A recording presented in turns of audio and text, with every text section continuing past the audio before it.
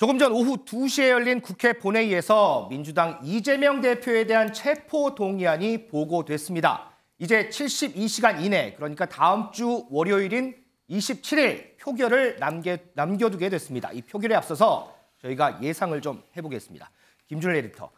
자, 이재명 대표의 체포 동의안 관련해서 여러 분석들이 있지만 지금은 이제 부결 쪽으로 조금 모아지는 것 같아요. 때문에 가결이냐 부결이냐 이 관심보다도 과연 표결에서 부결표가 몇 표나 나올 것이냐 이 부분이 좀 관심인데 혹시 민주당 내에서 나오는 얘기들이 없을까요? 일단 민주당에서는 민주당 자체의 소위 말하는 이제 이탈표, 이제 찬성을 하는 표죠. 체포동의안 찬성하는 표가 한 10표 정도 나오지 않을까 그렇게 얘기를 합니다. 10표요? 그러니까 지금 한 169석이잖아요. 그렇죠. 사실상 175석이라고 봐야 돼요. 왜냐하면 민주당 소속이었다가 탈당한 무소속 의원들은 민주당 당론에 사실상 같이 움직이거든요. 예를 들면 뭐 민영배 의원, 김홍걸 의원, 뭐 윤미향 의원 이런 분들은 사실상 민주당 소속이라고 봐야 돼요. 그렇죠. 한 175명 정도 되는데 이게 한 10명 정도 빠지더라도 한 165석.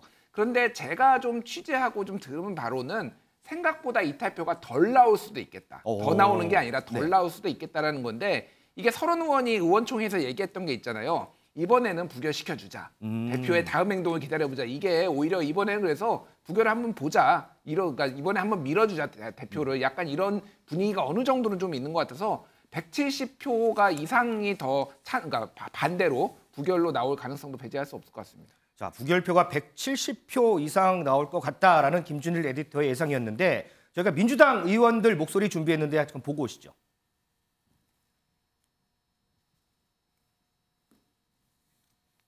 나는 체포동의안은 우리는 부결시켜야죠. 그 이후에는 그 이후에 맡겨야 되고 지금은 아니라고 봅니다. 그럼 저번 의원총회 때 일단은 이번에는 압도적으로 부결을 하고 그 이후에 대표도 행동이 있을 것이다 그렇게 말씀하셨다고 하는데 그 부분은 당사자한테 물어봐야지. 내가 적절히 답변할 위치에 있지 않아요. 오늘 의원총회에서 죄송합니다. 다음 행동 관련해서 발언이 없었나요? 자, 조금 전에 김준일 에디터가 얘기한 이 부결표의 이탈표에 관심이 쏠리는데 김광삼 변호사님, 국민의힘 일각에서는 이런 얘기도 나오더라고요. 혹시나 민주당 내에서 이탈표가 많을 것으로 관측이 되면 오히려 국민의힘에서 부결표를 선택해주는 역선택을 해야 할 수도 있지 않느냐 이런 얘기도 나오는데 그건 어떻게 보세요? 그건 이제 농담을 하는 얘기겠죠. 그리고 아마 국민의힘에서도 부결될 거라고 생각하고 있을 거예요. 그렇기 때문에 이제 가결, 부결 이거 자체는 지난번 우리가 노웅래 의원 체포동의안과 관련해서 약간 유추해 볼 수 있는데 노웅래 체포동의안의 부결이 161표 나왔단 말이에요. 그렇죠. 그런데 사실은 이재명 대표와 관련된 것은 사실은 좀 약간 다르게 봐야 한다고 봐요. 노웅래 의원은 부결, 가결이 됐건 민주당에 있어서 어떤 후폭풍이랄지 그런 영향은 그렇게 많지 않거든요. 그래서 이제 부결이 쉽게 됐는데 사실은 이재명 대표는 부결이냐 가결에 따라서 민주당에 미치는 영향이 엄청나게 많고 사실은 지금 특히 수도권 의원을 중심으로 해서 이 가결 부결이 본인들의 어떤 내년 총선에 엄청난 영향을 미친다고 생각할 거예요. 어떻게 보면 부결 가결이 자신들의 운명과도 관계가 있는 거거든요. 그래서 굉장히 많이 고심을 할 거예요. 물론 당론은 안 되게 돼 있지만 부결하는 것이 나에게 이로울 것이냐 이롭지 않을 것이냐 그다음에 민주당에 있어서 어떤 타격을 받을 것이냐 굉장히 고민을 많이 하기 때문에 이제 저도 10표 이쪽 저쪽에서 이탈표가 나올 거라고 생각하는데 이제 개인적으로 볼 때는 이제 부결이 됐건 가결이 됐건 만약 부결이 되면 이제 방탄이라는 프레임에 벗어나지 못할 거예요. 그러면서 또다시 검찰의 영장이 청구되는 경우는 어떻게 할 것인가 굉장히 고민스러울 거고 이제 가결이 되면 이제 이재명 대표가 정말 힘들어지는 거죠. 그렇기 때문에 가결이든 부결이든 결국은 민주당에는 굉장히 큰 상처를 남길 것이다 이렇게 봅니다. 우리 김준일 에디터는 170석 예상하셨고 우리 김광삼 변호사도 그 비슷하게 예상을 하셨는데 그러면 우리 손정혜 변호사는 개인적인 예상이긴 합니다만 이탈표 몇 표가 나올 거로 보세요? 일단은 예상하기가 좀 어려운 문제이긴 하지만 10표보다 더 낮은 5표 미만으로 떨어질 가능성이 있어 보입니다. 아까도 에디터님께서 말씀하셨던 것처럼 설원 의원이라든가 조응천 의원이라든가 비명계 의원들이 뭐라고 주장을 하냐면 부결된 이후의 대표의 행동에 대해서 이야기를 하고 있습니다. 즉 일각에서 나오는 당대표 사퇴론에 대한 주장이 나올 가능성이 있기 때문에 실질적으로 부결을 한다고 하더라도 충분히 명분을 가지고 부결시키겠다라는 게 일부 의원들의 생각이라고 한다면 부결시키고 이재명 당대표에게 새로운 요구를 할 가능성이 높아 보입니다.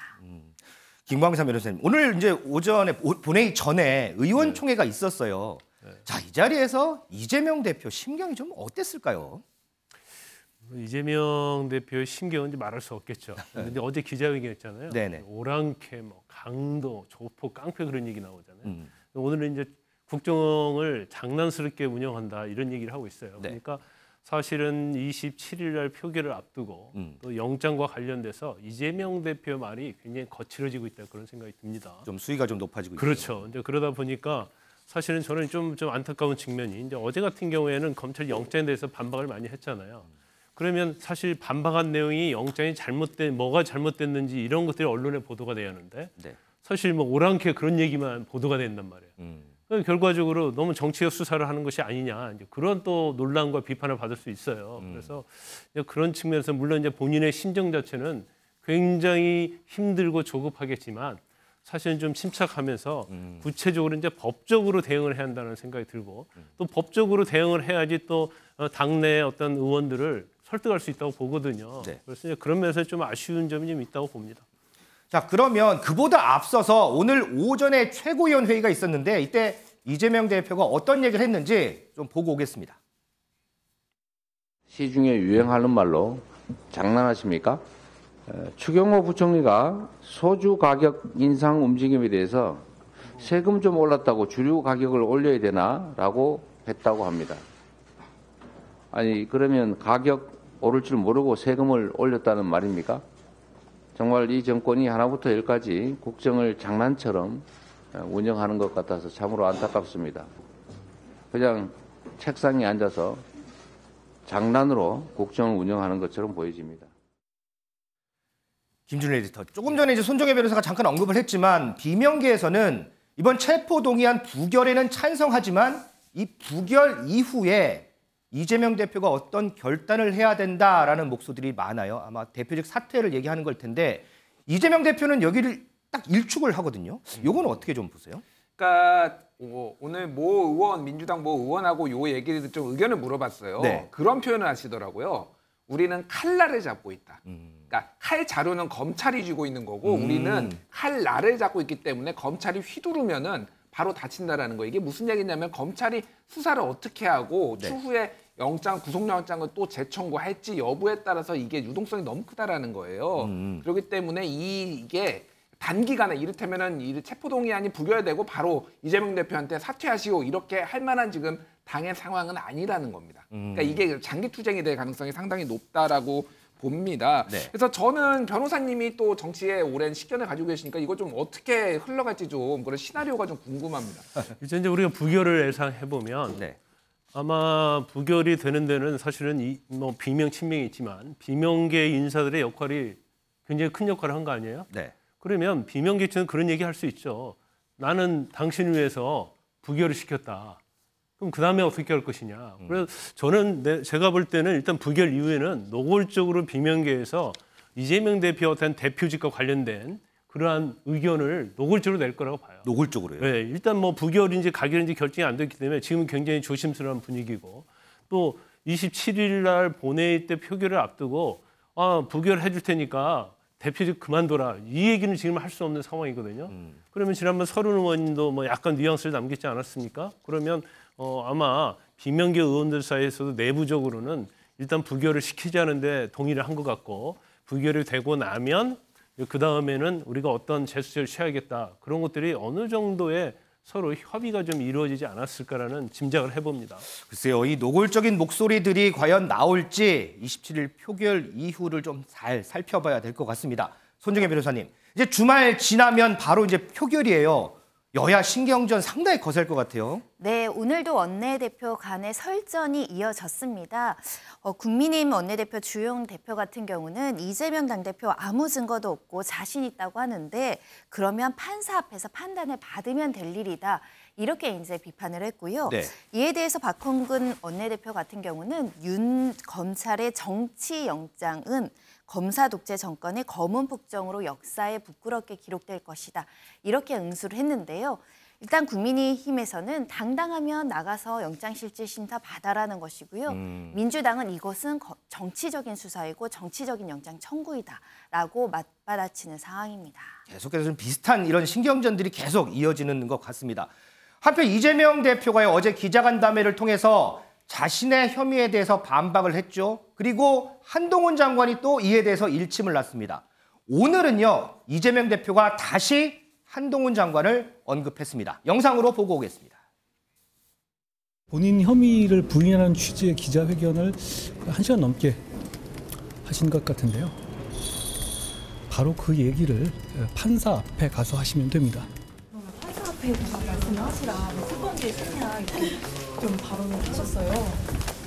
제가 그분 얘기에 무슨 말을 하겠습니까? 그분의 의견일 뿐이니까 그분 의견은 그분한테 들으십시오. 그런 것보다 오늘 어제까지 지어보니까 제 주변에 압수수색 횟수가 332번 지금 하고 있다고 합니다. 이렇게 압수수색 구속영장 남발하는 거, 이게 검사 독재 정권이라는 걸 보여주는 것입니다. 자, 이재명 대표의 목소리 듣고 왔습니다. 자, 이런 가운데 김준일 에디터, 예. 유동규 전 본부장 연일 유튜브 방송에 출연을 하더라고요. 뭐 백부작 시리즈를 하겠다 뭐 이런 예고편까지 했습니다. 그래서 이게 이제 지금 수사와 관련된 재판과 관련된 핵심적인 내용이라기보다는 지금 네. 어떻게 이재명 대표를 이제 이재명 시장을 만나서 그동안에 이런 관계가 형성됐는지를 주로 얘기를 했는데 좀 눈에 띄는 게 이제 이 대장동 수익과 관련해서 이제 네. 5,500억 정도로 했는데 그 중에서 현금으로 한 1,800억 정도를 이제 환수를 한 것을 바로 이제 성남 시민들한테 현금 배당하는 그거를 몇 초만 20초 만에 결정을 했다라는 것들이 좀 너무 정치적 뭐 동물적 감각도 있다 하지만은 너무 즉흥적으로 계산한다 표 계산을 네. 뭐 이렇게 한다라는 거를 비판성으로 얘기를 했습니다. 근데 당시에 취지를 보면은 이제 이재명 시장 그때 당시에 기본소득을 적극적으로 밀떼였으니까 그렇죠. 어떤 정치적 효능감을 주기 위해서 이런 게 실제 이런 게 이제 사람들한테 이런 뭐 느낌으로 올 것이다라고 해서 이제 했던 그런 퍼포먼스성도 있었거든요. 그래서 이거는 이제 각자 보시면 될 것 같은데 다만 유동규 씨가 지금 계속 이렇게 나오는 게 적절하냐, 특히 본인도 피의자인데 이게 뭐 정의의 사도처럼 이렇게 뭔가 폭로하는 게 좀 적절하냐 이런 지적도 지금 나오고 있는 것 같습니다. 자, 그러면 유동규 전 본부장의 목소리 저희가 준비했는데 직접 한번 듣고 오시죠. 그러니까 이재명은 매표에 굉장히 능합니다. 표 계산이 굉장히 빠르고. 표 계산이 되게 빠르고. 네. 나중에 이제 한번 알겠지만 정책이라는 것이 정말 20초 만에 결정된다. 이거 이렇게 해야 되겠다. 그거는 정책의 타당성이나 뭐 이런 게 안 아니라 따지고 표만 따지네. 그렇지. 그것도 동물적인 감각으로. 감각으로. 그러니까 예를 들어서 이제 대장동 수익 중에서 이제 1,800억 내가 현금으로 가져오게 됐다. 딱 보고 하니까 이재명이 거기서 정리상 있다가 이거 그냥 돈 나눠줍시다. 시민비 나갑시다. 이거는. 그럼 내가 이거 이렇게 해도 되나? 나는 이제 그런 생각이 드는 거예요. 갖고. 손중혜 변호사님, 요거 제가 좀 짧게 좀 질문 드리고 싶어요. 조금 전에 김준일 수석 에디터도 얘기했지만 어쨌든 유동규 전 본부장은 지금 피의자 신분이잖아요. 피의자 신분에서 유튜브 방송에 출연해서 이렇게 폭로를 이어가는 거, 이거 법적으로는 혹시 문제는 없는 건가요?